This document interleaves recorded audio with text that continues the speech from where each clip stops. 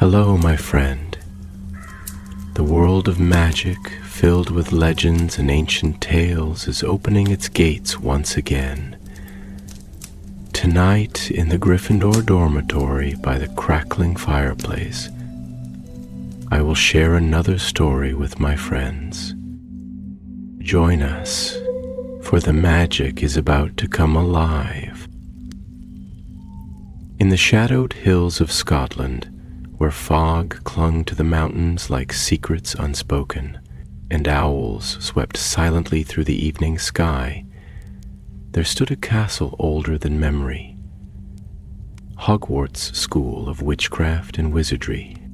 It was the start of autumn term, and the leaves had only just begun to turn. The forbidden forest whispered as it always did, the lake shimmered like black glass, and inside the stone halls, laughter echoed once more. Students bustled through corridors, robes swishing and wands tucked behind ears or in belts, as excitement buzzed through the castle like a brewing spell. Yet beneath the cheer of new beginnings, something ancient stirred.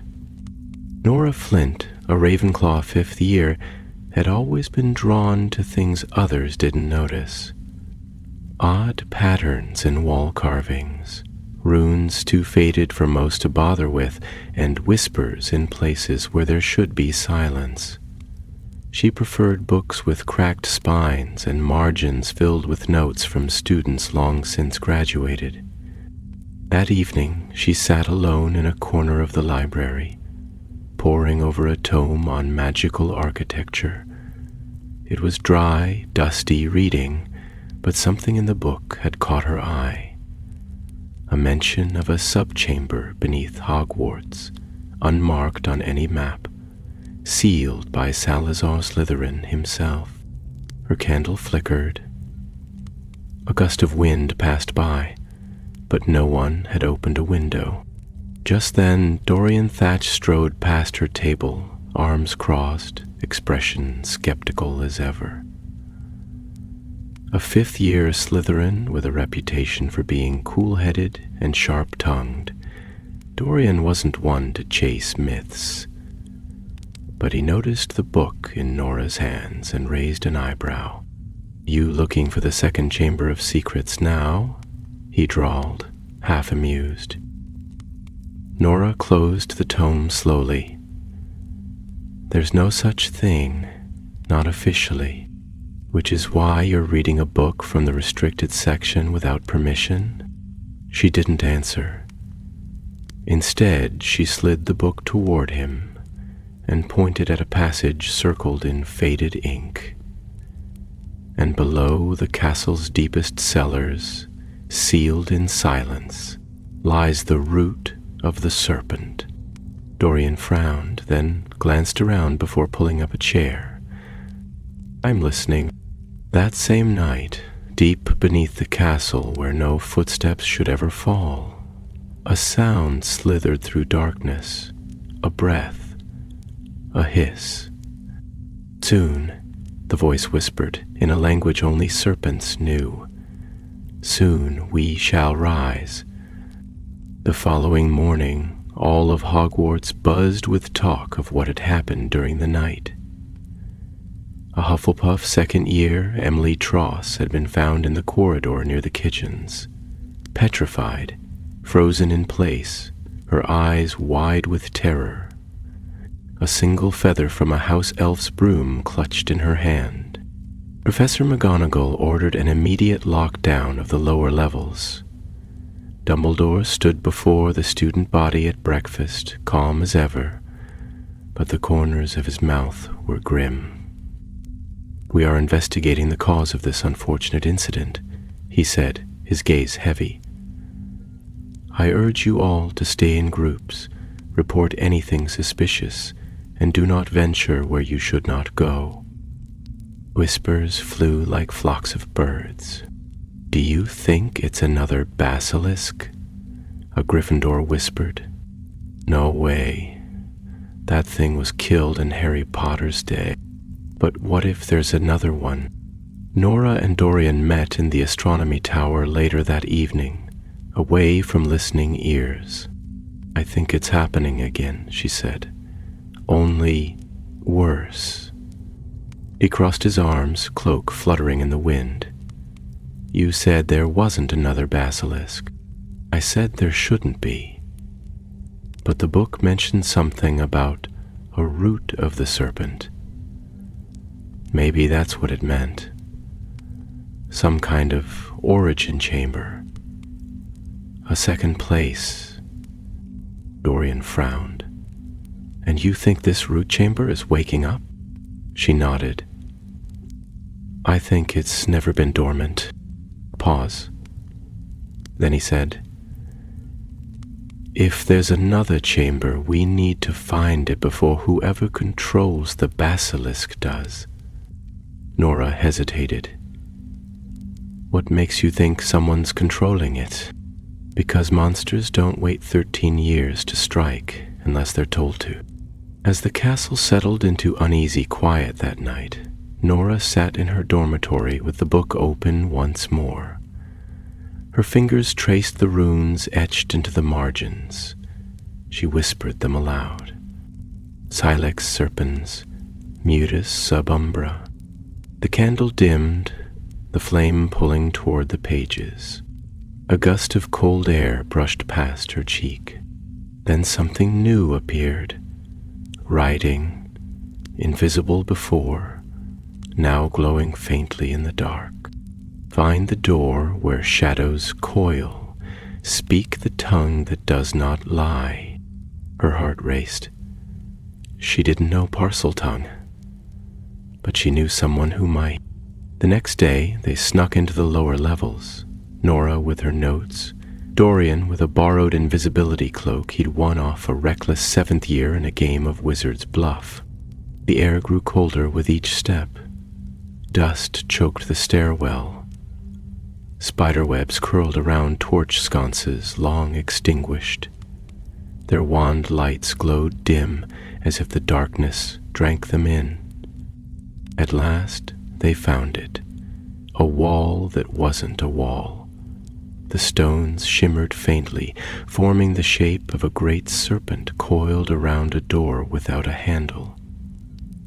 The carving was smooth as glass, older than anything else they'd seen in the castle. Nora stepped forward and whispered the phrase from the book. The serpent's eyes glowed red for a moment, then faded. Nothing happened. Dorian stepped forward, his voice low, uncertain. "Open," he hissed. "Let us pass." Still nothing. Then the stone began to tremble.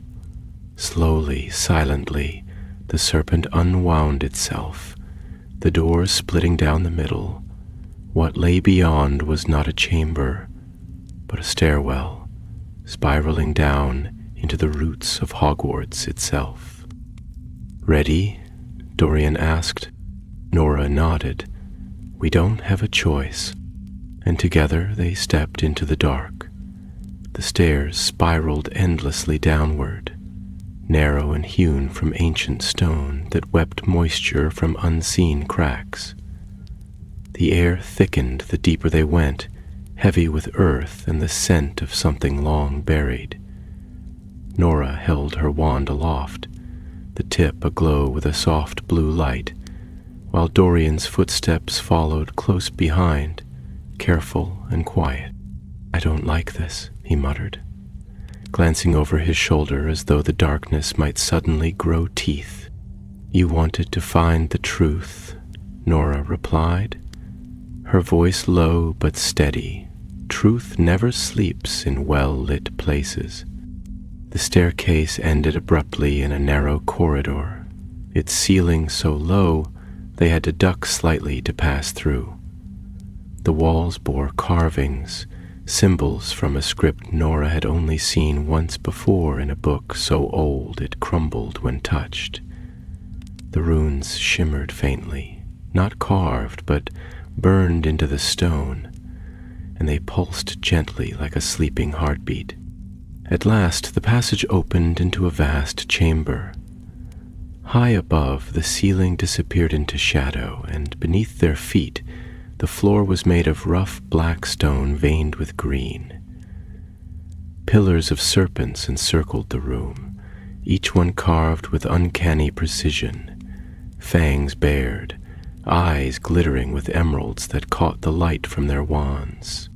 In the center of the chamber stood a dais of coiled stone, and atop it rested a basin filled with silver liquid that neither rippled nor reflected. It shimmered with its own light, casting eerie shadows that danced across the... "This isn't the Chamber of Secrets," Dorian said after a long pause, his voice nearly a whisper. "It's something else, something older." Nora nodded slowly, unable to tear her eyes from the basin. "The root," she murmured. "This is where it began."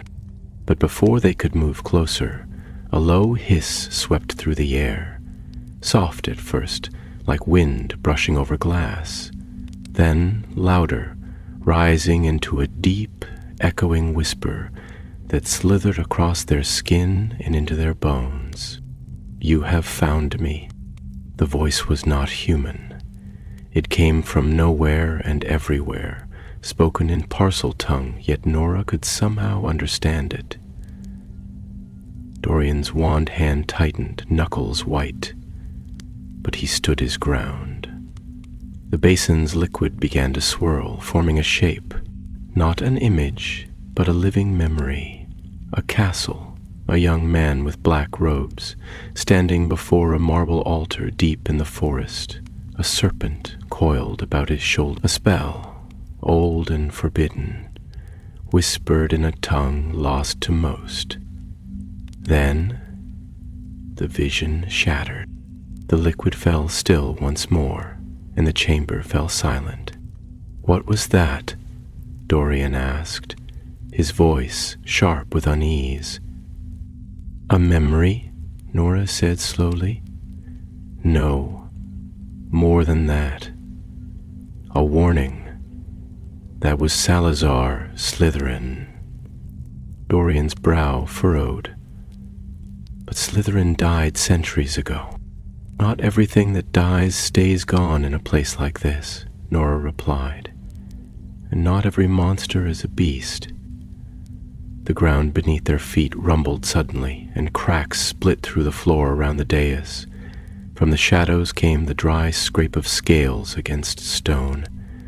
They turned together just as a massive shape slithered into view.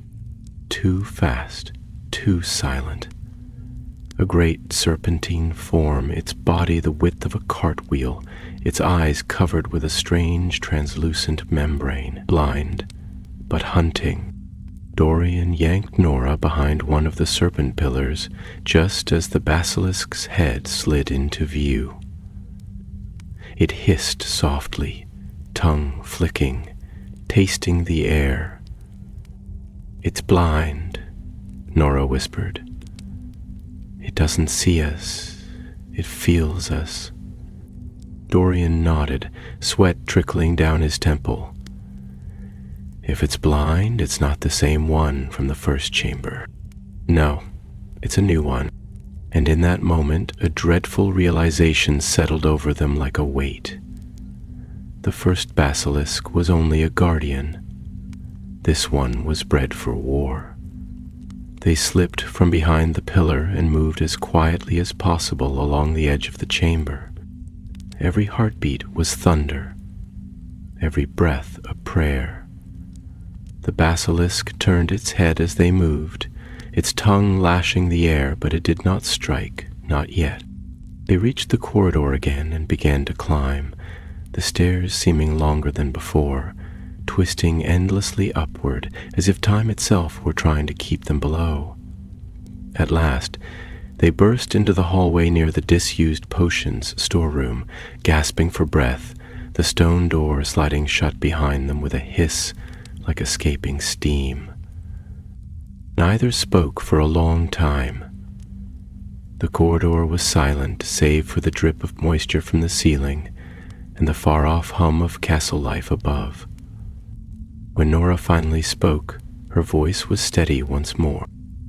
There's someone guiding it, feeding it commands.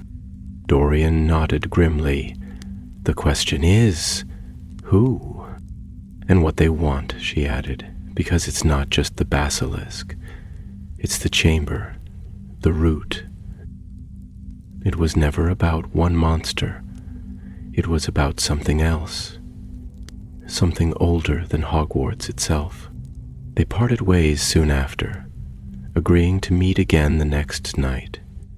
The castle was too dangerous now, the corridors too full of suspicion. Rumors were already flying faster than brooms, of secret stairwells shifting, of shadows moving without light, of eyes watching from nowhere. And that night, while Nora lay in her bed beneath the stars painted on the Ravenclaw dormitory ceiling, she heard the hiss again, not from below, but from above. A whisper, soft as silk. You opened the path. Now I will finish what he began.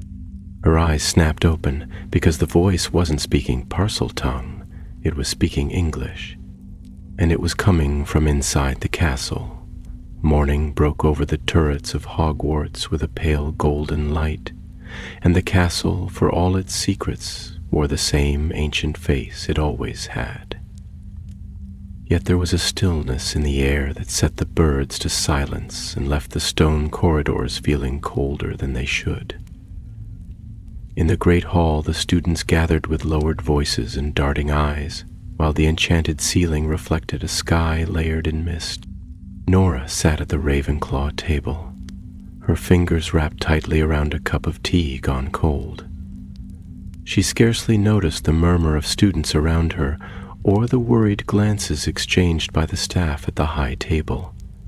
She was listening, always listening, now, for the sound of hissing in the walls or whispers beneath the voices of her classmates. The memory of the voice she had heard in the dark still clung to her thoughts like a spell unfinished, and the fact that it had spoken in English, not Parseltongue, gnawed at her relentlessly.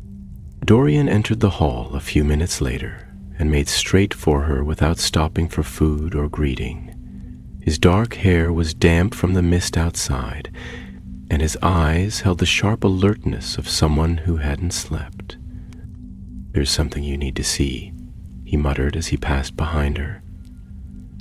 She rose at once, abandoning her untouched breakfast, and followed him from the hall. They spoke no words until they reached the third-floor corridor, where a tapestry of a dancing troll hung slightly askew. Dorian pushed it aside and revealed a hidden passage, a shortcut rarely used and long forgotten by most students. At the far end of the narrow corridor, where the stone gave way to age-darkened wood, a door hung ajar. Dorian stepped through first, and Nora followed, her wand already in hand. Inside, the room was dark, save for the light from a single stained-glass window that cast red and blue patterns across the dusty floor. Books lay scattered as if tossed in haste, and on the far wall, scratched deep into the stone, were words no ordinary student could have written. "The air does not sleep. The air becomes." Below the message, a symbol had been etched with cruel precision. A serpent encircling an open eye, its tongue split in two like forked lightning. "I found this an hour ago," Dorian said quietly. "No one's been in this room in decades. It was sealed. I had to break through the enchantment myself." Nora stepped closer to the symbol, her brows drawn. "It's not just a threat. It's a prophecy. Someone's claiming the title. Heir of Slytherin." Dorian leaned against the cracked bookshelf, arms crossed. It doesn't make sense. Everyone who might have claimed it, Tom Riddle, his followers, they're long gone. So who would dare now? Nora's gaze remained fixed on the serpent symbol. Someone who knows what the root really is. Someone who believes they're entitled to it. They returned to the main corridors before their absence was noticed, but the image remained burned in Nora's mind. The root was not a place to be discovered. It was a power to be claimed. She had always believed Slytherin's legacy had ended with Voldemort's fall, but now she saw the truth in the shadows of stone and silence. The legacy was alive, and someone had been nurturing it, waiting until the time was ripe. That evening, in the library, Nora and Dorian sat beneath the flickering chandeliers, ancient tomes spread across their table. The restricted section had yielded only scraps, fragments of stories too dangerous to be written plainly. But one passage in a book on magical bloodlines gave them pause. It is whispered in the deeper circles of the magical world that Salazar Slytherin created not one heir, but a line, hidden, diluted, but touched by his will. Such bloodlines are believed to be dormant, until awakened. Nora read the words aloud in a hush, and Dorian looked up sharply. Awakened? By what? By magic? By purpose? Or by prophecy? She said. There was a pause before Dorian spoke again, quieter now. And what if the heir isn't one of us? Nora's eyes darkened. Then we're too late. They were interrupted by the arrival of Madame Pince, who glared at them with a look that could make ink dry. With little choice, they gathered their books and notes and left. Though their minds raced far faster than their footsteps, it was clear that someone, somewhere in Hogwarts, was laying the foundation for something ancient, perhaps even apocalyptic, and the Basilisk, blind though it was merely a tool. As they crossed the courtyard, wind catching their cloaks, a sudden shriek broke the quiet. They turned at once, and from the archway of the North Tower emerged a flurry of students and a trail of teachers in swift pursuit. Someone had been found. Petrified again, Nora and Dorian pushed through the gathering crowd just in time to see the body being levitated away. It was Marcus Bellamy, a sixth-year Ravenclaw prefect, frozen mid-step, eyes wide with horror. Clutched in his hand was a scrap of parchment, and as Madame Pomfrey hurried him off to the hospital wing, the paper fluttered free and landed near Dorian's feet. He picked it up and unfolded it carefully. Written in cramped, spidery ink were the words, "He rises not from soil or stone, but from the memory of serpents." The parchment caught fire in Dorian's hand. He dropped it with a cry, and it vanished in a curl of smoke. "That's not a warning," Nora said, heart hammering. "It's a declaration." As the sky darkened over Hogwarts once more, thunder grumbled low in the distance, and in the bowels of the castle the basilisk stirred. Far below, in the root chamber, a figure cloaked in gray moved silently among the statues. They approached the coiled basin, their hand resting gently upon its rim. Their voice, low and cold, echoed through the chamber like a spell, cast without wand or word. "Wake, my serpent, your time has come." And in the darkness, the emerald eyes of the basilisk opened. The castle felt colder in the days that followed, as though the very stones of its walls remembered fear. Whispers rose like steam in the corridors, soft and persistent, carrying tales of a hidden heir, of a second basilisk, of magic so ancient it defied the understanding of even the most learned professors. No one walked alone anymore. Teachers hovered close, and prefects patrolled with furrowed brows and wand hands twitching.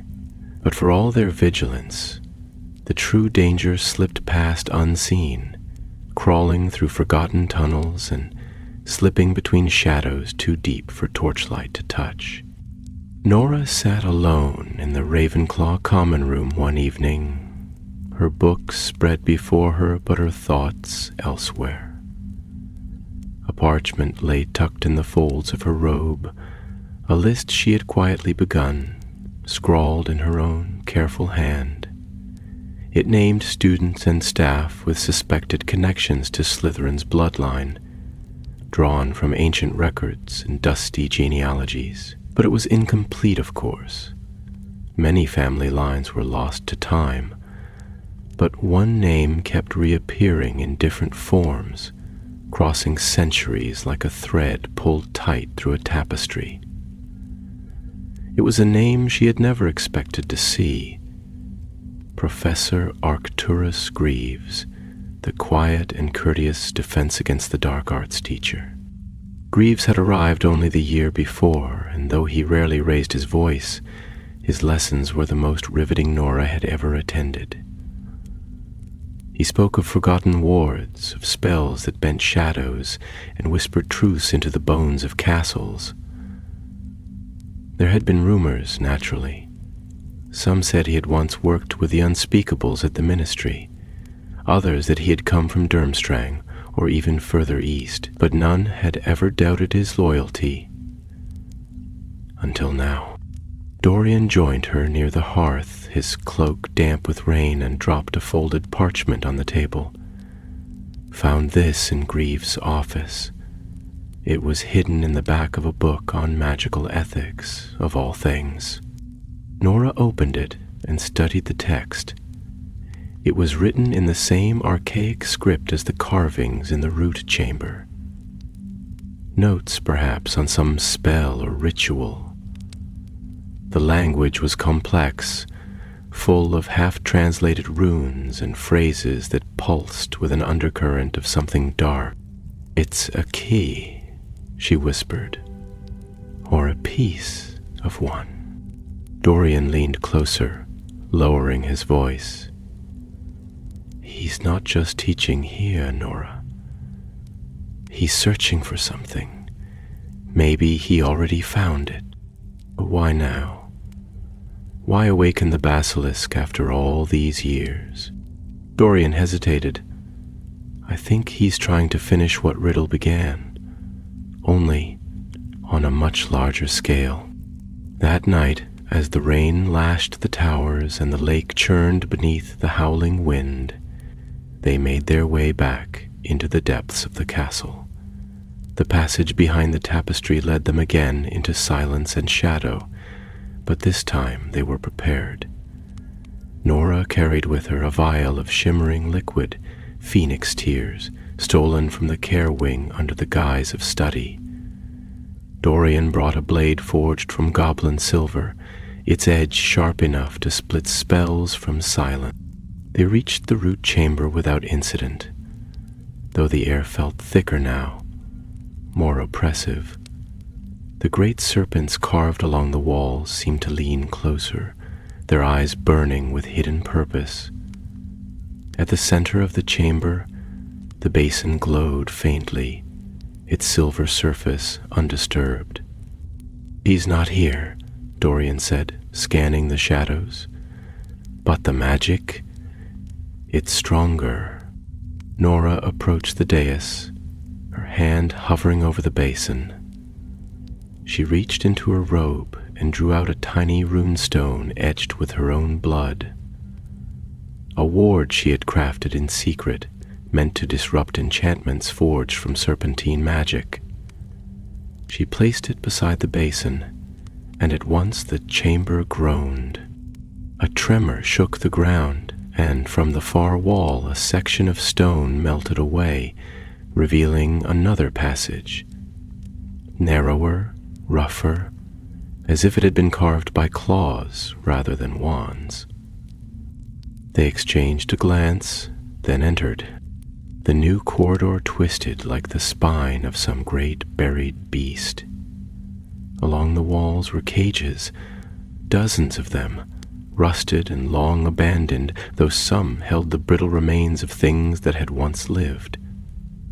Bones, feathers, scales, and on the walls more carvings.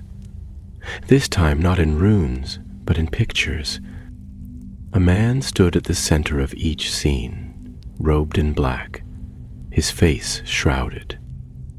He held a staff tipped with a serpent's fang, and around him beasts knelt, dragons, hydras, and beneath them all a great coiled basilisk. The last image showed the man standing atop a fallen tower, arms raised, and from his throat rose a snake of fire.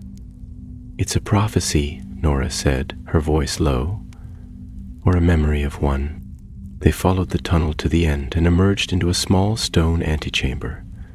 There, atop a pedestal, lay a book bound in serpent skin. Nora stepped forward, heart pounding, and opened it. The writing inside was faded but legible. A journal, perhaps, or a guide.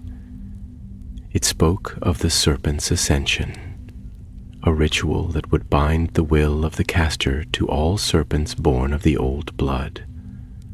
The ritual could only be performed in the presence of the root, and required the sacrifice of a willing heir. "A willing heir," Dorian repeated, frowning. "Not just anyone, someone who believes they were born to rule." They turned and left in haste, minds reeling, but as they stepped into the chamber once more, a voice echoed around them, smooth and calm, like the whisper of silk through water. "You found it then? How curious." Professor Grieve stepped from the shadows, wand in hand, eyes gleaming. His face was unchanged, but there was something in the way he held himself now, taller, more certain, as if the chamber answered to him. "You're the heir," Dorian said, stepping forward. Greaves tilted his head slightly. "I am a descendant, yes, but the heir is not always born. Sometimes he is made." He raised his wand, and from the walls, the carved serpents began to move, slithering down with stone bodies come to life. Nora raised her own wand. "Why do this? Hogwarts is your home." Greaves' smile was cold. "Hogwarts is a fortress, Miss Flint, and every fortress has its master. Salazar knew the world would forget his purpose, his purity, but he left behind a key, and I will unlock it." The chamber filled with the sound of scales scraping stone. The basilisk was coming. Dorian stepped in front of Nora. "We have to run." But Nora shook her head. "No, we have to fight." As the shadows deepened and the serpents closed in, she whispered a spell she had never spoken aloud before, a charm drawn from the margins of a book no longer shelved. The room shuddered, the basin cracked, the light flickered, and far beneath the castle something ancient cried out in rage. The charm Nora had spoken surged through the chamber like a blast of wind from a dragon's lungs, and for a heartbeat the walls themselves seemed to ripple as though stirred by an unseen tide. The basin of silver cracked down its center with a thunderous snap, and from the fissure spilled not water, but a bright golden mist that shimmered with strange energy, curling around the pillars and slithering along the floor. The serpents, half formed from stone and spell, recoiled at the touch of the mist, their gleaming eyes dimming as they slumped into stillness once more. Professor Greaves staggered back, his wand flickering in his hand. His expression, once calm and superior, darkened into fury. "Do you know what you've done?" he snarled, advancing a step. "You've disrupted a binding that has held since the Founders walked these halls." Dorian raised his blade, its edge catching the golden light, but Nora stepped between them, wand outstretched. Her hand trembled slightly, not from fear but from the effort of holding the spell in her thoughts. A spell incomplete, pulled from fragments and intuition. "You are going to bind the basilisk to your will," she said, voice steady despite the weight of what they faced. "To finish Slytherin's work, to take control of the root, and from there, what? Raise the castle? Command the serpents of the forest? Spread terror through every corner of the magical world?" Greaves gave a short, bitter laugh. "You speak of terror as though it is a weakness. Fear is power. It sharpens minds, drives obedience. Salazar understood that, but he was cautious, too cautious. He left his work incomplete. I mean to see it through." The golden mist thickened, swirling faster now, and a sound rose from deep below the floor, distant at first, then louder, a rumbling hiss that grew into a roar. The basilisk had awoken. It was coming. Nora and Dorian exchanged a glance. There would be no escape if they waited. She turned back to Greaves, gathering her strength. "You may be a descendant, but Hogwarts does not belong to you," she said. "It belongs to all of us." Greaves sneered and raised his wand again, but before he could speak, the ground shook violently and a section of the chamber wall exploded inward, sending shards of stone clattering across the floor. Dust billowed through the air, and from the broken wall emerged a shape vast and terrible. The basilisk's head entered first, its snout brushing the floor as it sniffed, tongue flicking in the mist. Its eyes, still covered by the milky membrane, blinked once, blind yet aware. Its scales shimmered green and black, and the length of its body curled behind it like a mountain of coiled muscle and magic. Greaves turned to face it, arms spread wide. "You are mine now," he said, and in parcel tongue he called out, "Serve me." The basilisk paused, then tilted its head, nostrils flaring. It hissed, low and doubtful. Greaves took a step forward, speaking again in that sibilant language, but Nora felt it at once. Something had changed. The spell he had cast, the one that should have bound the creature's will, was broken by the charm she had uttered. The basilisk was no longer bound to obey. And it knew. With terrifying speed, the creature surged forward. Greaves barely had time to raise a shield before the basilisk struck, fangs shattering the magic with ease. He was thrown back against a pillar, his wand skittering across the floor. For a moment he lay there, stunned, blood on his forehead, cloak torn. Nora stepped forward, shouting, "Leave him," though her voice quavered. The basilisk halted, its head swaying slowly toward her, tongue flicking again. Dorian moved beside her, blade at the ready, but Nora raised her hand. "I broke the bond," she said in a clear voice. "You are free." The basilisk's great head lowered, and its blind eyes turned toward her. It did not speak, not in words, but she felt something in the air between them, a shift, a question. Slowly, carefully, She bent down and reached into her satchel, drawing out the journal they had found in the passage. She opened it to the final page, where the words of the ritual still glowed faintly. "I destroyed his magic," she said, "not yours." The basilisk hissed, softer now, and turned its head toward Greaves, who had pulled himself to his feet and retrieved his wand. But his face had changed. He no longer looked composed or powerful. He looked terrified. "You don't understand," he whispered. "You think you've won, but this was only the beginning.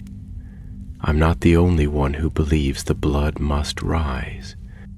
Dorian stepped forward, voice cold. "Then you can join the others in Azkaban." Greaves raised his wand, but before he could speak, the basilisk struck again, not to kill, but to knock the wand from his hand. The stone floor cracked beneath the force, and Greaves crumpled to his knees, defeated at last. Nora stepped forward and looked the professor in the eye. "You were wrong," she said. "The serpent never wanted to be ruled. It wanted to be understood." Together, she and Dorian led Greaves from the root chamber, the basilisk watching silently as they passed. Behind them, the walls of the chamber shifted, the mist fading, the basin sealing shut once more. Whatever power had been awakened had tasted freedom and chosen not to destroy. That night, Headmaster Dumbledore listened quietly as Nora and Dorian recounted everything. He did not interrupt, but his blue eyes were grave. When they finished, he nodded slowly. "There are forces in this world that stir when called," he said. "You've both shown great courage and great wisdom." Greaves was taken away the next morning, though whispers followed. He had no family, no past to speak of, and the ministry struggled to understand how he had entered Hogwarts at all. But the damage had been undone, and the castle breathed easier. Nora and Dorian returned to their classes, though their lives would never quite be the same. They knew the truth now, that magic had roots, some dark, some ancient, and some still growing in secret places. They had touched the past and changed its future. But deep beneath the school, where the stone lay undisturbed once more, the basilisk curled itself into sleep. Its dreams were long and full of memory, and in the silence of the root, the chamber waited. The days that followed were marked by a strange quiet, as though the castle itself were trying to forget. Professor Greaves had been removed in the night, and the staff offered no explanations to the students beyond a vague mention of urgent personal matters. But rumors have a way of surviving in stone halls, and Hogwarts, for all its ancient grandeur, had never been a place where secrets could rest long. Whispers filled the dormitories and classrooms, retelling the tale in every shade and detail, most of them wrong. Some believe Greaves had been a dark wizard disguised by Polyjuice Potion. Others claimed he had never truly existed at all, but had been a phantom summoned by the castle's darker magic. Nora and Dorian kept the truth to themselves. Dumbledore had asked for discretion, not to hide the danger, but to protect the school from fear. The basilisk had returned to its hidden chamber, and the entrance had been sealed with enchantments older than any spell Nora had ever seen. The root, it seemed, had returned to slumber, but peace once broken does not return so easily. In the library, under the tall windows that overlooked the Black Lake, Nora sat, turning the pages of an old diary she had borrowed from the archives. It had once belonged to a student from the time of the founders, one of Rowena Ravenclaw's apprentices, whose entries told of hidden places, of spells crafted in secret, and of the tensions that had existed even in those early days between the founders and their differing visions. Dorian arrived late, his robes dusty from the dungeons. He slid into the seat across from her with a grimace and produced a scroll tied with green thread. "Found this wedged behind a loose brick in the potions corridor," he said. "Someone didn't want it found." Nora untied the ribbon and unrolled the parchment. At first glance it seemed ordinary, a student's notes written in a flowing hand. But as she held it closer, letters shimmered into view, overlaid in invisible ink. It was a message, written in a style that chilled her blood. "The air is only the vessel. The serpent's voice still speaks. The root must feed." She looked up, her expression sharp. "There's someone else, someone behind Greaves." Dorian nodded slowly. He wasn't working alone. He was being guided, or worse, used. They sat in silence for a moment, each lost in thought. Outside, the sky had begun to darken, clouds rolling in from the north like a tide of ash. Thunder rumbled faintly, though no lightning showed itself. The weeks passed, and with them came a sense of uneasy calm. Classes resumed, though the Defense Against the Dark Arts lessons were now taught by Professor Sprout, whose kind heart and affinity for magical creatures offered more comfort than strategy. Students began to laugh again, though it often sounded hollow, and the professors watched the corridors more closely than ever before. It was on a cold Saturday morning, while Nora was helping Professor Flitwick sort through a chest of ancient, charmed artifacts, that she found it. A locket of silver and jet, marked with a stylized serpent. It had no clasp, no chain, and resisted every attempt at unlocking, but it hummed with a deep, low magic that she could feel in her bone. Flitwick examined it briefly, his brow furrowed. "This," he said softly, "should not be here." He took it at once to Dumbledore, who locked it away in a warded cabinet in his office. But that night, the dreams returned. Nora found herself walking once more through the stone passages beneath the school, only this time they were lit by torches that burned with green fire. She heard the hiss of snakes, not in fear, but in welcome, and before her rose a figure cloaked in shadows. It wore no face, but its voice was familiar, a voice not quite Greaves, but not wholly different. "You broke the binding," it said, "but the root endures. Blood remembers, and memory never sleeps." She awoke with a start, heart pounding. She had written it all down in the morning, every detail, every word. Dorian had experienced the same dream. They began to notice changes in the castle, small ones at first. Statues turning slightly, as if watching. Portraits pausing in their conversations and staring into space, their painted eyes wide with something like fear. The ghosts, too, became less talkative. Even Peeves, normally a whirl of mischief and noise, had grown silent in certain corridors. There were places now in Hogwarts that even he would not go. Dorian took to spending long hours in the library, searching through the restricted texts they had been granted special permission to view. It was there he found a passage that chilled them both. "The serpent's voice is not bound to flesh. It travels through blood and word, through object and echo. Destroy the air, and still it whispers. Destroy the vessel, and still it waits. The locket, they realized, was not merely a relic.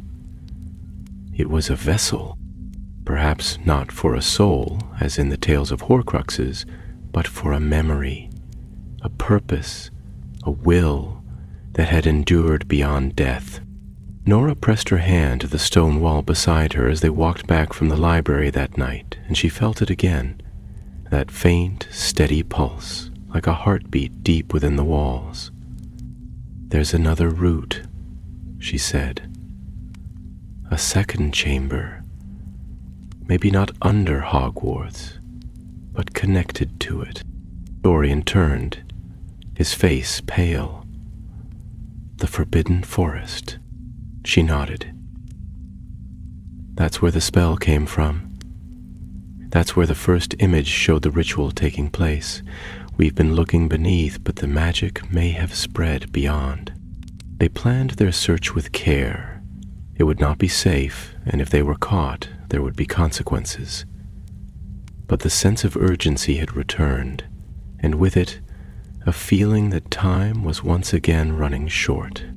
As the moon rose high above the castle and the stars wheeled in silence, 2 students slipped from the gates and into the dark fringe of the forest, where the trees closed like ancient hands, and the air smelled of damp moss and wild, secret things.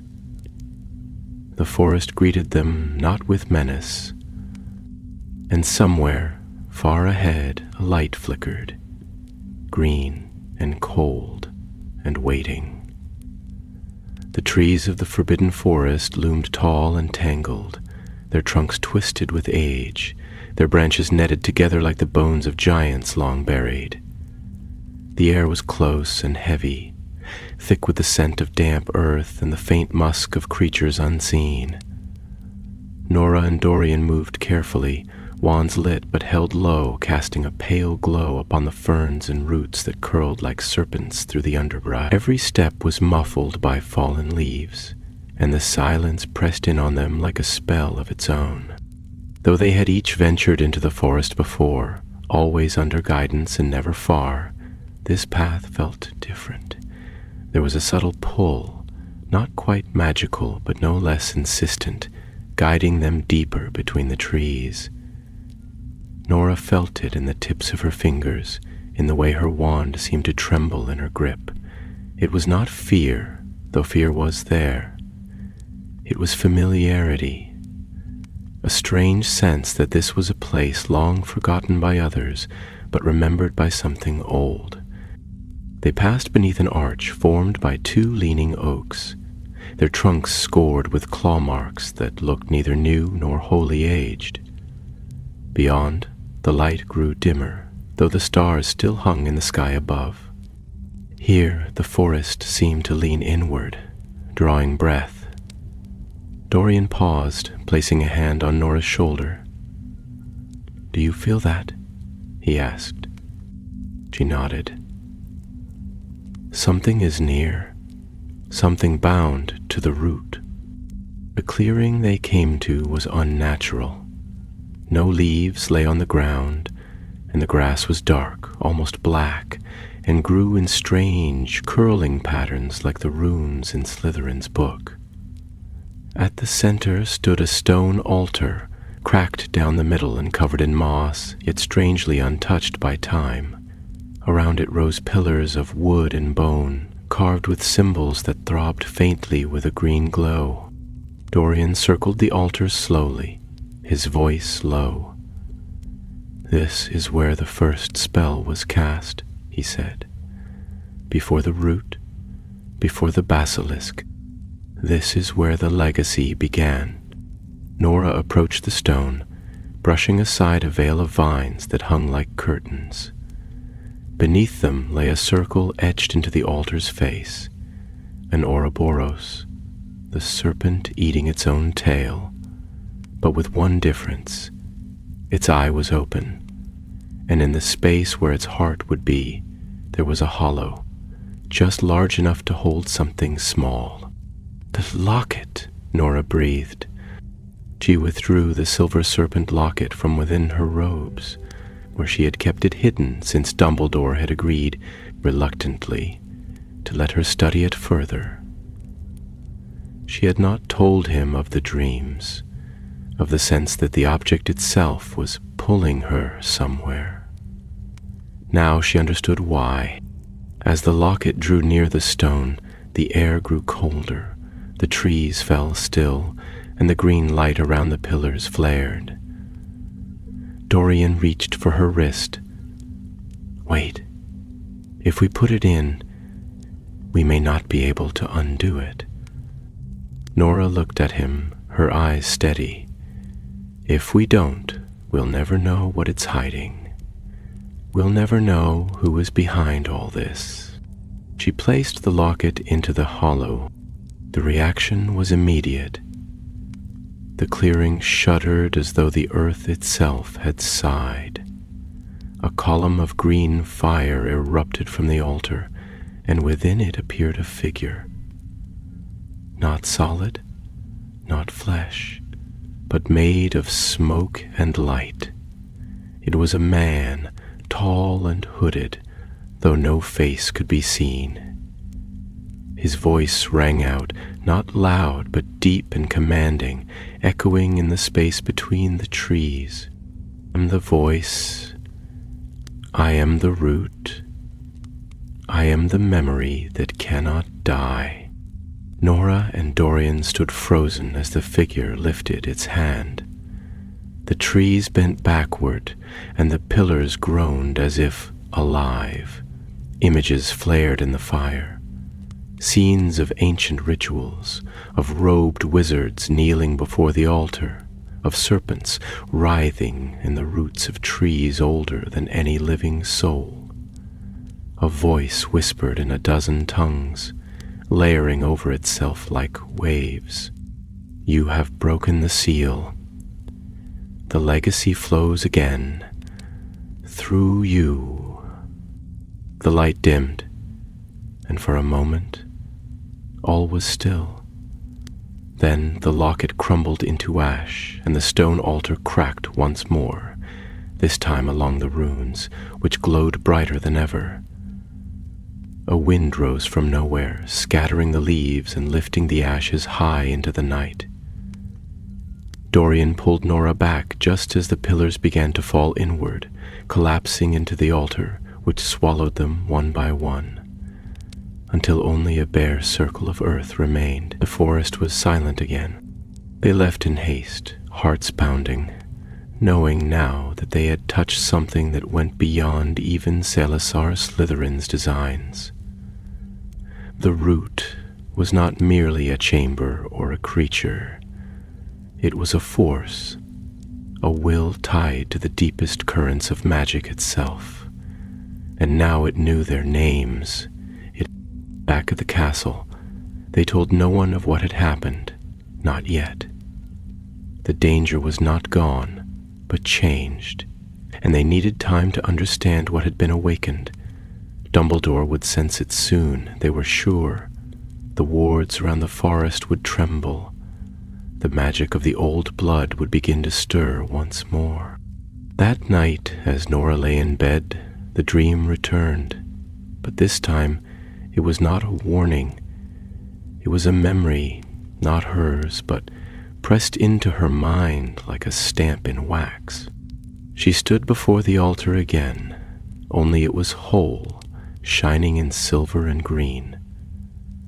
Around her were figures robed in black and green, chanting in a tongue she could almost understand, and at the center of it all stood the hooded figure, its hand outstretched. "You are the key," it said. "You broke the seal. Now open the gate." Nora awoke with a gasp. The image still burned behind her eyes. She had not just found the root. She had become part of it. The sky over Hogwarts turned gray with the closing days of autumn, and with the settling of each fresh blanket of mist, it became harder to tell the difference between waking and dreams. Within the castle walls, the students carried on as best they could, studying, laughing, whispering about upcoming Quidditch matches. But there was a tension in the air, stretched thin like parchment over fire. Beneath it all, the old magic slumbered restlessly, waiting for its moment to rise once more. Nora moved through her days with a quiet purpose, her eyes sharper now, her ears attuned to things most never noticed. She had begun keeping records, notes, sketches, translated runes, binding them in a journal tucked beneath her mattress, spelled shut with 3 layers of protection. She studied more than ever, especially in subjects that brushed against the ancient runes, arithmancy, magical theory, and all the while she kept her senses alert for signs that the root's magic was stirring. Dorian grew more withdrawn. Though still sharp-tongued and quick with a spell when needed, he had become cautious, as if every step he took might echo in places beyond the physical. He had begun dreaming as Nora did, but the images that visited him were darker. Visions of stone halls flooded with blood, of serpents coiling through cracked mirrors, of a voice speaking in riddles and riddled truths. He told her little of what he saw, but she knew. Whatever they had awakened in the forest, it had marked them both. Their conversations with Dumbledore became more frequent, though always under the guise of academic questions or private tutoring. He seemed to understand more than he said, and though he offered no direct answers, he guided them with careful words and glances that hinted at knowledge kept behind closed doors. One evening, as the sun dipped behind the mountains and bathed the windows of the castle in amber light, Nora and Dorian were summoned to his office. They climbed the spiral stairs in silence, the walls echoing with the soft rustle of wings as the carved phoenix above the entrance stirred in its frame. Inside, the office was warm, its shelves lined with glinting instruments that ticked and spun, its corners flickering with the soft glow of enchanted lamps. Dumbledore waited behind his desk, his hands folded, his gaze resting on a basin Nora had never seen before. It was not the Pensieve.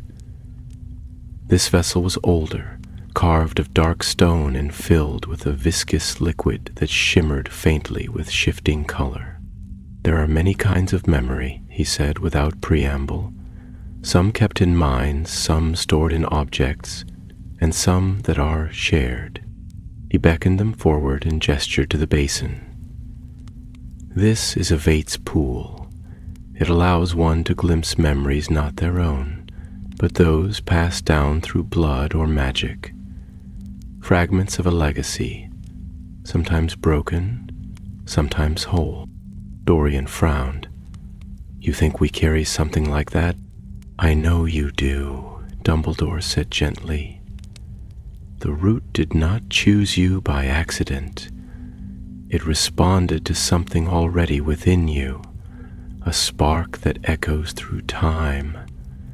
You are not heirs in the traditional sense, but the past has found a voice in you."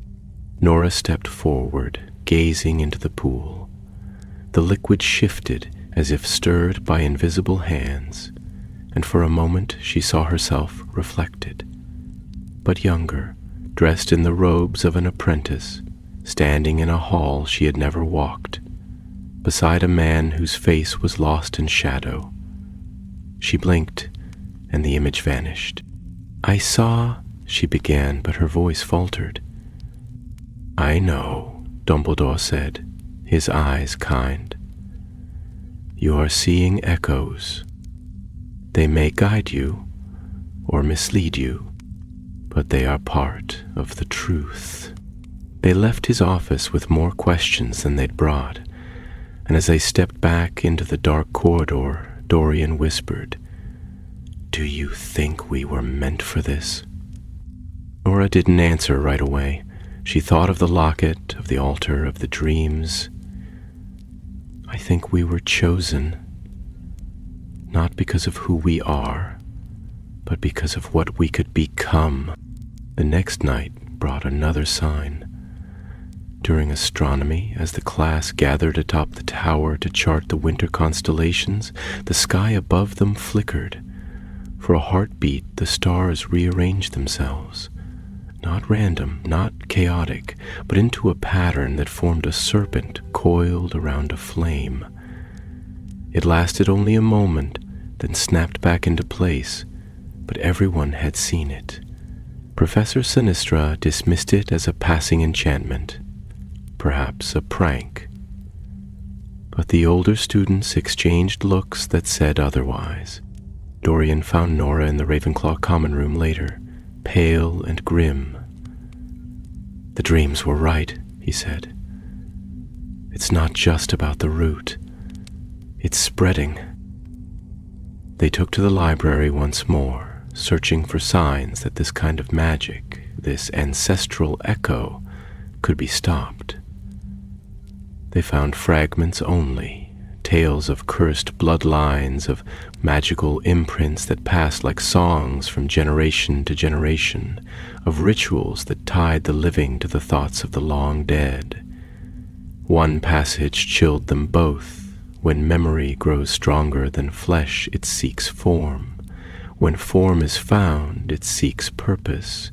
And when purpose awakens, the world must choose. Nora set her quill down and whispered, "We're not just witnesses, Dorian. We're part of something that's asking to be reborn." He nodded slowly. "And we may be the only ones who can stop it." Outside, the wind howled across the towers of Hogwarts, and the lake stirred beneath the moon. In the forest, something moved through the trees again. No longer blind, no longer waiting. The root had awoken, and it was hungry. The first snowfall came quietly in the night, blanketing the grounds of Hogwarts in a soft, unbroken white that muffled the footsteps of early risers and turned the air to silver mist. It clung to the ancient turrets, dusted the windowsills, and lay heavy on the boughs of the trees that bordered the forbidden forest. Beneath that forest canopy, unseen by any human eyes, the snow did not settle. The ground there remained bare, the earth still too warm, pulsing with the breath of something deep and stirring. Nora awoke to the light of that pale morning and knew, without needing to consult books or dreams, that something had shifted again. She dressed quickly, her robes heavy with charms sewn into the seams, and met Dorian outside the library, where frost had curled along the glass like delicate runes. He too bore the look of someone who had not slept well, and in his hand he carried a scroll sealed, not in wax, but in blood-red twine. "It came by owl," he said in a low voice as they walked together. "No markings, no signature." He unrolled the parchment as they crossed the courtyard, the snow crunching softly beneath their boots. The message was brief, but every word carried weight. "You are not the first to follow the serpent's path. Beneath the old roots lies the first tongue. Find it, and the gate may yet close. Delay, and it will speak again. To all, there is no need to speculate what it meant. The first tongue, the original language of serpents, of Salazar Slytherin himself, was more than Parseltongue. It was the language of creation, of binding, of the spells that came before wand or word. It was spoken in the earliest days when magic had not yet been tamed by rules and schooling.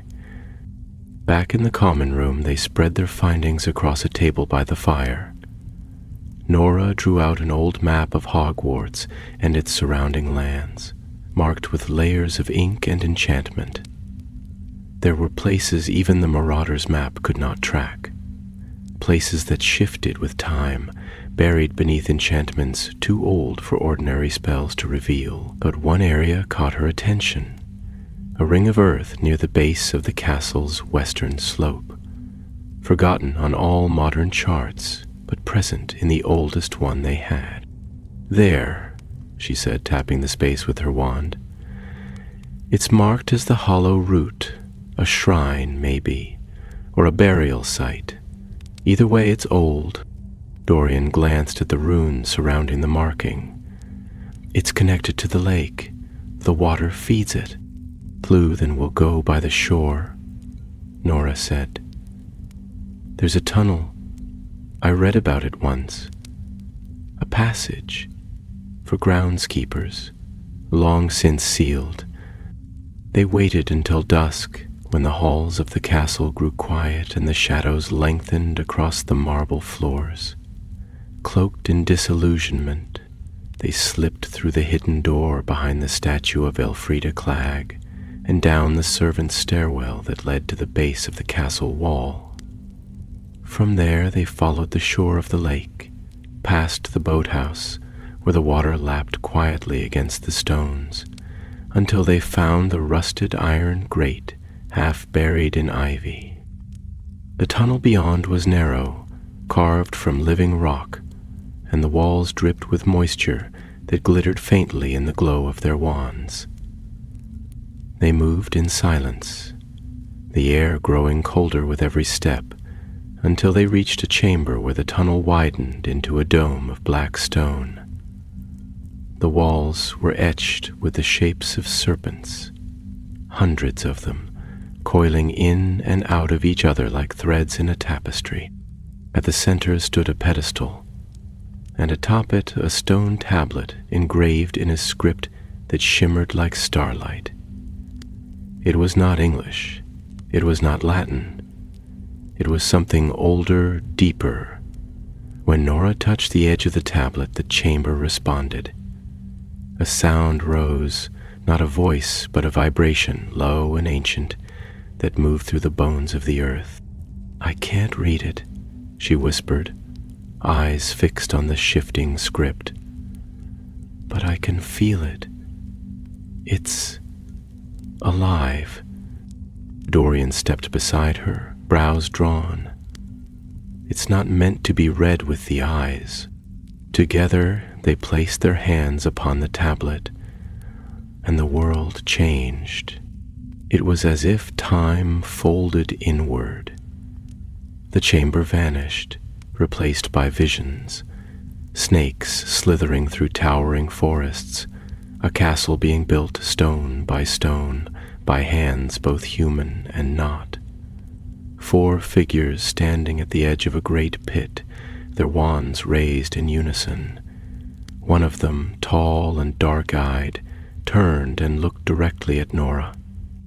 "Blood and word," he said. "The twin gates, one binds, one breaks." Then the vision faded. They staggered back, gasping. The tablet now lay cracked, a single word burned into its surface in the same strange tongue. As they turned to leave, the walls of the chamber began to hum with energy. The runes glowed, and from the shadows a low hiss rose, not threatening, glistening. "The root has heard us," Nora said, "and now it knows we understand." When they emerged from the tunnel once more, the night was thick with snow, and far above, the stars blazed with unnatural brightness. They returned to the castle to find the torches burning blue in the halls and the staircases shuddering slightly, as though resisting the paths they were meant to follow. Something had stirred. Something ancient had listened, and in the hollow root, the first tongue had spoken again. The days that followed were brittle and bright, the sun pale and sharp above the snow-covered grounds, casting long blue shadows that made the castle seem even older than before.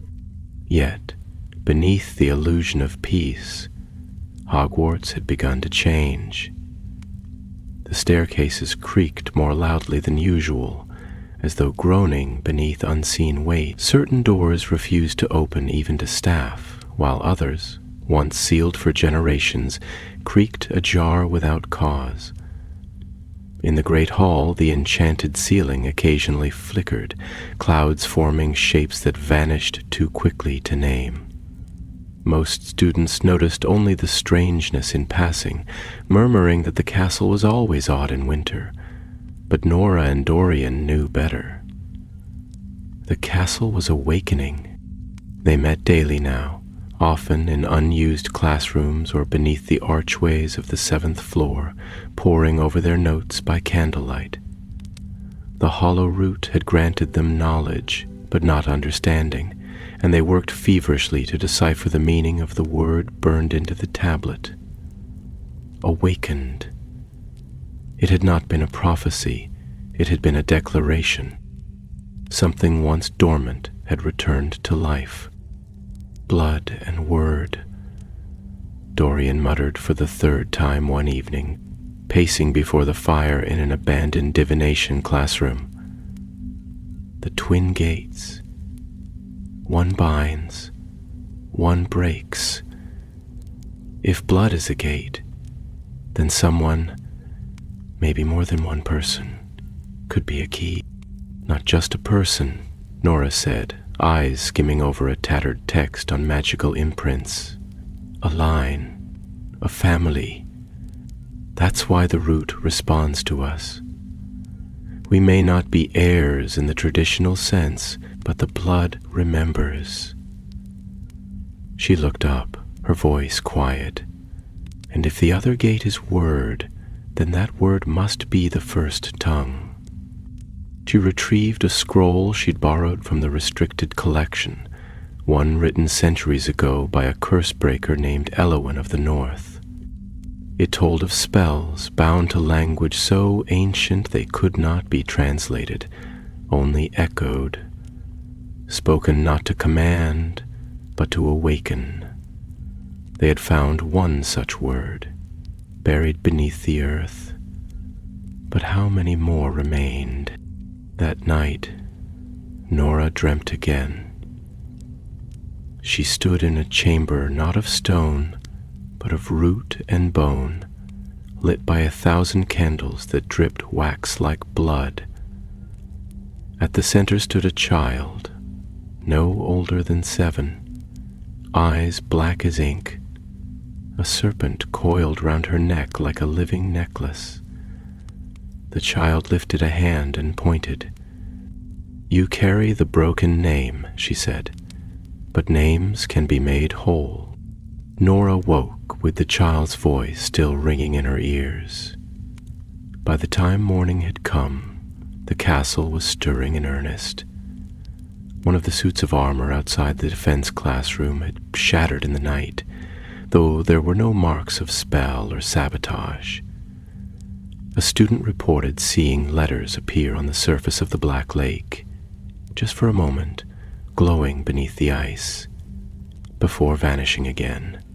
And in the Slytherin common room, a whisper had begun to circulate, quiet as mist and just as chilling. The serpent walks again. Dorian found Nora in the corridor near the room of requirement, a place both of them had avoided since their last visit had ended with a wall collapsing and a charm nearly exploding in their faces. He held out a piece of parchment, pale as ash, and she took it with a frown. It was another message, written in the same slanted hand as before. You must find the second word.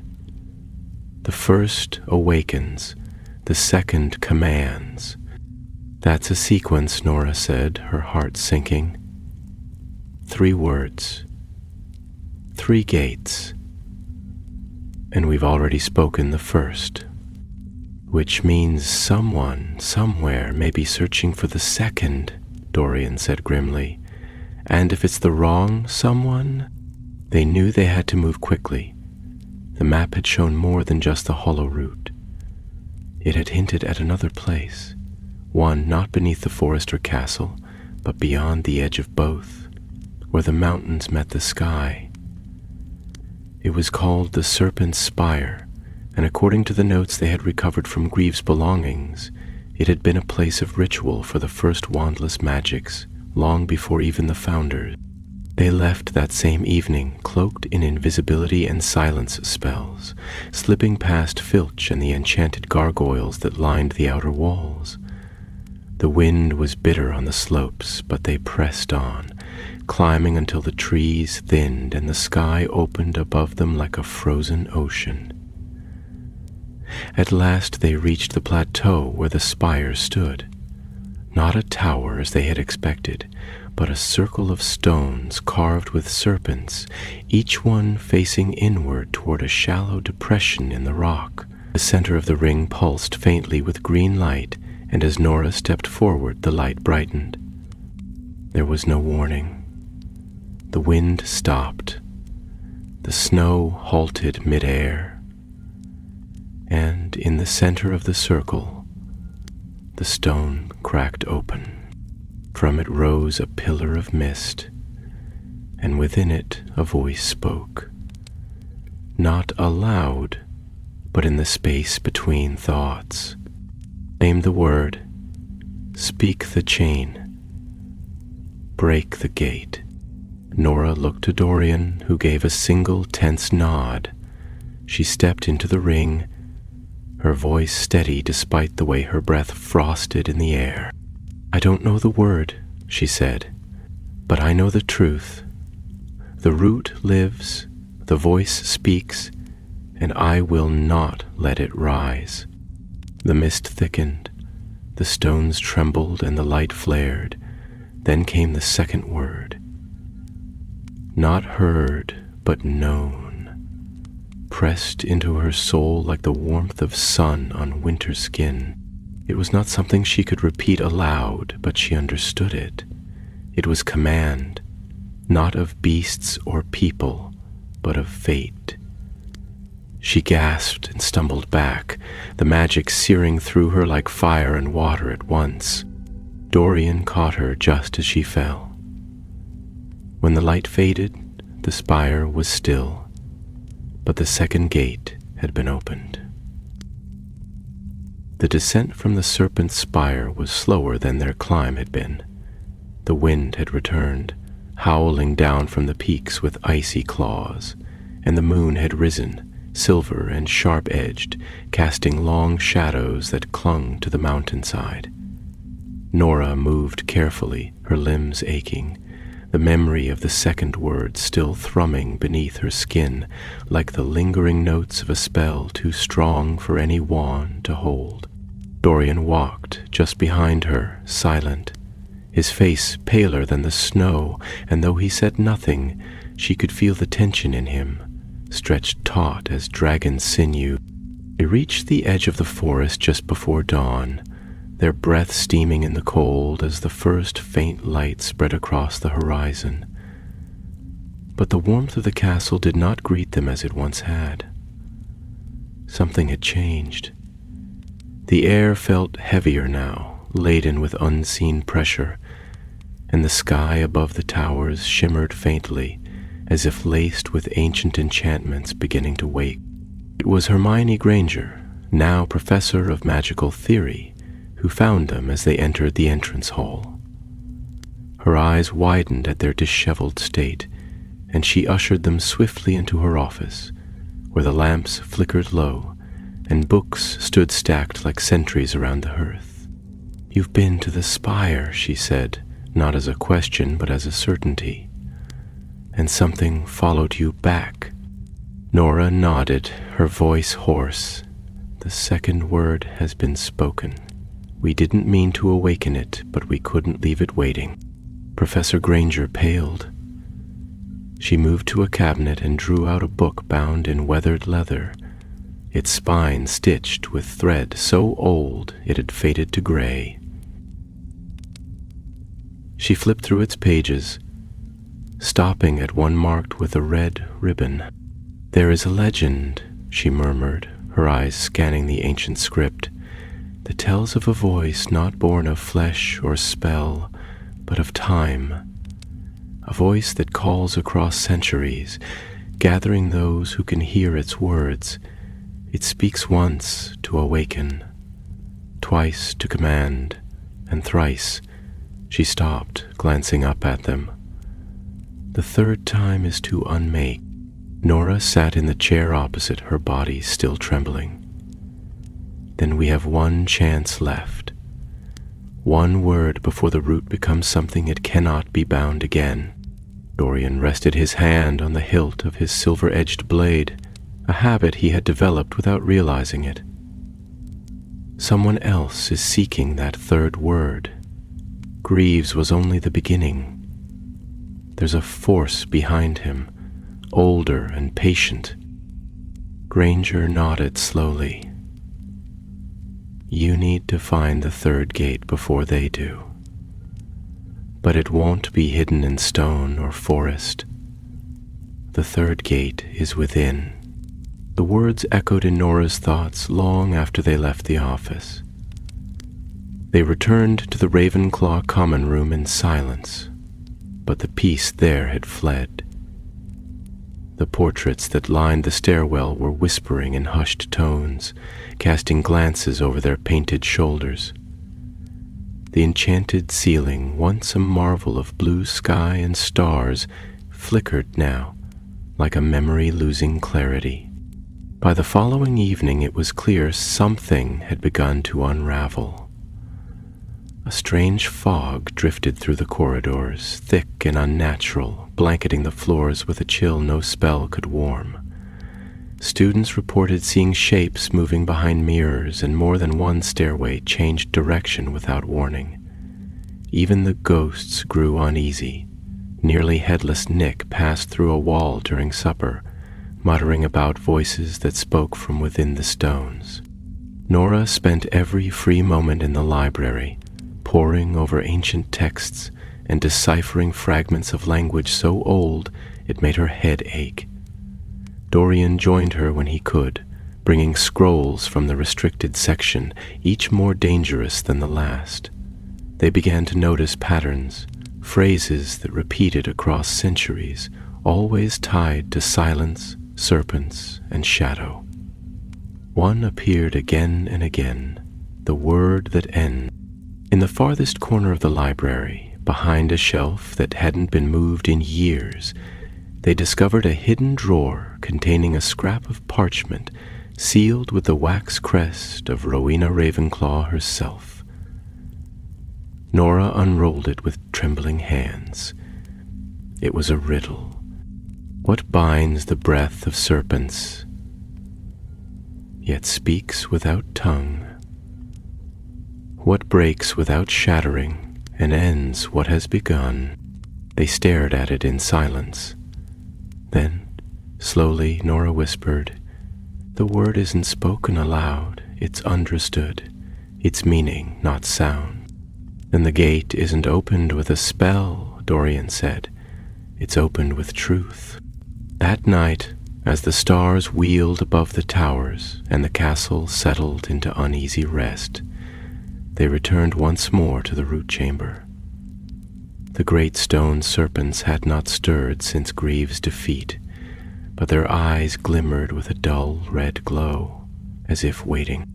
Nora stepped to the center. The memory of the first two words like fire in her blood. She closed her eyes, and then she understood. The first word had been awaken, to stir what had slept. The second had been command, to guide what had been freed. But the third, end, was not a destruction. It was a choice. The chamber responded before she spoke. The walls shivered, the serpents recoiled, and a voice, her own, yet greater than her, filled the space. A whispered end. "This," she said. A light poured from the dais, bright and golden. The carvings in the stone cracked and melted. The basin shattered, and from beneath the root groaned one final time and fell silent. Dorian shielded his eyes. When the light faded, the chamber was still. The magic had gone. The root had been severed. Nora opened her eyes, tears on her cheeks, though she had not felt them fall. "It's over," she said. But deep in the dust of the ruined chamber, something gleamed faintly. A fourth room, faint and unfinished, and though no one heard it then, a whisper passed once more through the oldest stones of the school. Not ended, chosen. Snow fell quietly over Hogwarts as the final days of term drew near, and the castle, though ever ancient, seemed for the first time in weeks to exhale. The great fires in the hearths burned more brightly, the house elves sang softly in the kitchens, and the ghosts resumed their usual drifting, freed from the tension that had coiled so tightly through the walls. The students, none of whom truly understood the danger that had passed them by, sensed a change without naming it. The fear that had whispered at the edge of their dreams had faded, like the last echoes of a storm retreating beyond the horizon. In the weeks that followed, the root chamber remained sealed. Dumbledore himself had visited its shattered heart, and though he said little of what he found, he returned with eyes heavier than before, and a silence that spoke volumes. The staff, too, bore the marks of what had nearly been. Professor Granger taught her classes with a sharper tone, her usual patience now tempered by urgency. Professor McGonagall, though stern as ever, watched the students more closely, as if measuring the future in their faces. Nora sat by the window in the Ravenclaw common room, quill idle in her fingers, a scroll of parchment half covered in inked reflections. Outside, the lake shimmered under a blanket of snow, and the trees of the forbidden forest stood stark and black against the white. She felt the quiet differently than others. It wasn't peace, it was aftermath. The third word had ended the root's enchantment, severing the last tether that bound the ancient magic to the earth beneath Hogwarts. But even now something lingered. Not danger exactly, but knowledge. The kind that settles in the marrow and cannot be forgotten. The root had been more than a spell, more than a beast or a chamber. It had been memory and choice and will. And now it was part of her. Dorian arrived late that afternoon, snow still clinging to his cloak, and dropped a small bundle on the table between them. Inside was a book, old, with no title on the cover, and a letter sealed in blue wax. "It came by owl," he said, pulling off his gloves. "No name, no address, just this." He nodded toward the letter. Nora opened it with careful fingers. The handwriting was delicate, elegant, and unfamiliar. To the one who spoke the third word. "You have closed a gate that should never have opened. For that, the silence thanks you. But the silence is not the end. Magic remembers, always. And what is remembered does not vanish. It waits. There are others. Not roots, but echoes. Fragments, threads, some still buried, some already stirring. The serpent you bound was not the last, nor the first. You have chosen the path of endings. But some endings are only doors. When the next one opens, be ready." There was no signature, only a sigil stamped in the wax, a spiral, coiled upon itself like a sleeping snake. Nora said nothing for a long moment. Then she reached for the book. It opened easily, the pages brittle but whole, and within, the language of the first tongue shimmered faintly in runes that no longer frightened her. Dorian leaned forward, his expression unreadable. "Do you believe it?" he asked. "I don't know," she said softly. "But I think the truth doesn't stop because we want it to. It changes. It waits. They stood together later on the astronomy tower, the wind tugging at their cloaks, watching the stars shift across the sky. Beneath them, the castle pulsed with life, ancient, enchanted, ever-enduring. It had held against darkness for 1,000 years, and it would hold still. But some part of it had been changed. Nora reached into her pocket and drew out a shard of stone, the fragment of the basin from the root chamber. It still hummed faintly with the echo of a spell long ended. She let it fall. It vanished into the snow below with no sound. "I used to think endings were about stopping something," she said. "Now I know they're about what comes next." Dorian gave a faint smile. "So, what does come next?" She looked out at the horizon where the mountains met the stars. "Whatever we choose," and far below, where the last remnants of root and spell had crumbled to dust, something watched. Not with eyes, but with memory. Not with breath, but with waiting. And it was silent. For now.